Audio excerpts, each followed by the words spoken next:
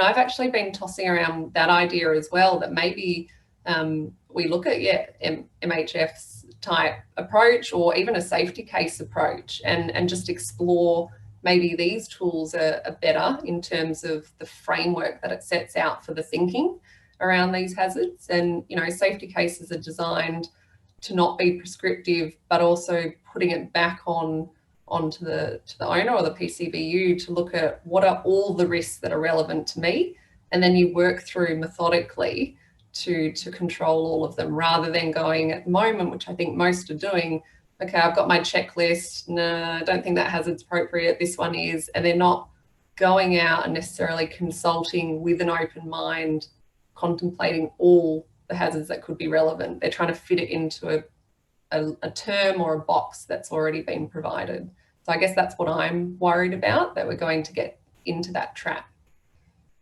Yeah, and certainly that's an attractive proposition for small businesses in particular. Give me a checklist and let me work through it and make it easy. And yeah, that means that there's just going to be things missed, or the controls aren't going to be the right kind of controls, or they're not going to be targeting the right things. So yeah, I agree that safety case philosophy, I hope we wouldn't be asking small businesses to develop a safety case. Having had the misfortune of having to read lots of them, I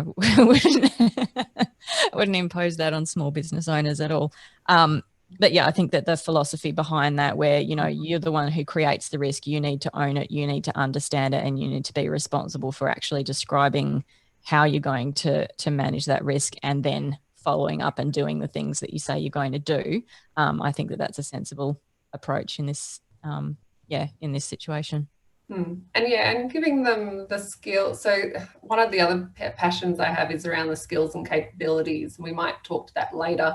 but it's building that with the business owners, and even asking them, when you have conversations with your maybe 2 or 3 staff, in some cases, what are the things that could cause harm, or what might make you feel stressed, if we're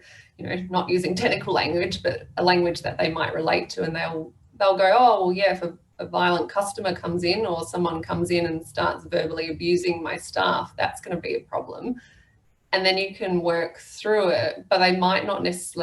necessarily think, oh, occupational violence is a hazard for me that I need to control. So it's just, how do you translate it, and how do you teach them that way of thinking for them to then work through it themselves.